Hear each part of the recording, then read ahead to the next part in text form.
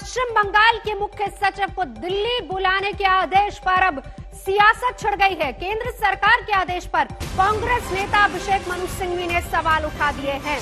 कौन से अहम सवाल है वो भी आपको बताएंगे। मुख्य सचिव को दिल्ली बुलाने को लेकर अब विवाद घमासान और बढ़ता जा रहा है। कांग्रेस ने केंद्र सरकार के इस फैसले पर सवाल उठाए हैं, पूछा है कि ये किस तरह का कानून है। अभिषेक मनु सिंघवी ने सवाल उठाया है कि मुख्य सचिव को दिल्ली बुलाया गया है, केंद्र ने बंगाल के मुख्य सचिव को दिल्ली बुलाया। इसी पर सवाल अब उठाए गए हैं अल्पन बंदोपाध्याय, जिनको दिल्ली तलब किया गया। आपको बता दें कि कल यास तूफान से प्रभावित इलाकों का दौरा करने के लिए प्रधानमंत्री पहुंचे थे, लेकिन प्रधानमंत्री को आधा घंटा तक इंतजार करना पड़ा था। सीधा चलेंगे, इंद्रजीत कुंडू हमारे साथ इस वक्त जुड़ चुके हैं। इंद्रजीत, देखिए कल ही से यह खबर आ रही थी, जब से नाराजगी ममता की सामने, उसी के बाद से लग रहा था कि ये बात तो अब दूर तक जाएगी। शुरुआत हुई थी तल्खियों की चुनाव पहले से, लेकिन चुनाव हो चुके हैं, सरकार बन चुकी टीएमसी की, बावजूद इसके विवाद थमते नजर नहीं आ रहे। जी हाँ, बिल्कुल। जो विवाद बीजेपी और तृणमूल के बीच में दिख रहा था पूरे चुनाव के दौरान, अब लग रहा है पश्चिम बंगाल सरकार और मोदी सरकार के बीच में वही घमासान जारी रखता हुआ दिख रहा है।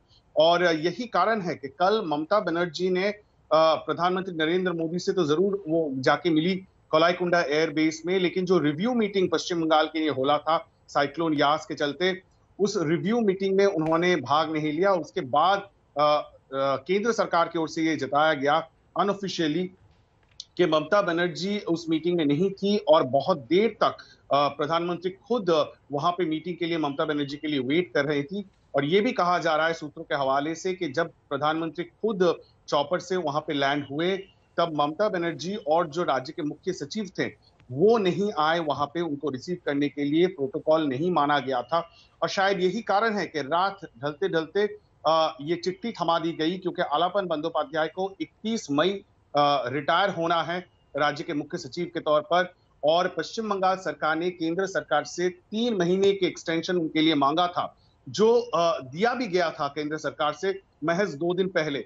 लेकिन अब चिट्ठी भेज के वो एक्सटेंशन जो है उसको खत्म कर दिया गया है और सीधा सीधा राज्य सरकार को कहा गया है कि आलापन बंदोपाध्याय जो आईएएस ऑफिसर है उनको छोड़ दिया जाए ताकि उनको सेंट्रल डेप्यूटेशन पे लिया जाए। तो आप देख सकते हैं किस तरह से जो खींचतान चल रही है राजनीतिक दोनों ही सरकार के बीच में, केंद्र सरकार और राज्य सरकार के बीच में, उससे किस तरह का प्रभाव इस वक्त राज्य के एडमिनिस्ट्रेशन पे पड़ता हुआ दिख रहा है। और इंद्रजीत, अगर इस पूरे मामले को देखें तो लग नहीं रहा है कि इतनी जल्दी थमेगा। देखिए, सबसे पहली बात, नाराजगी ममता बनर्जी किसको लेकर थी कि शुभेंदु अधिकारी को वहां क्यों बुलाया गया है, उस नाराजगी के बाद ममता नहीं पहुंची। अब दूसरी बात यह कि कांग्रेस इसमें कूद गए। अभिषेक मनु सिंघवी ने कानून पर भी सवाल उठाए हैं।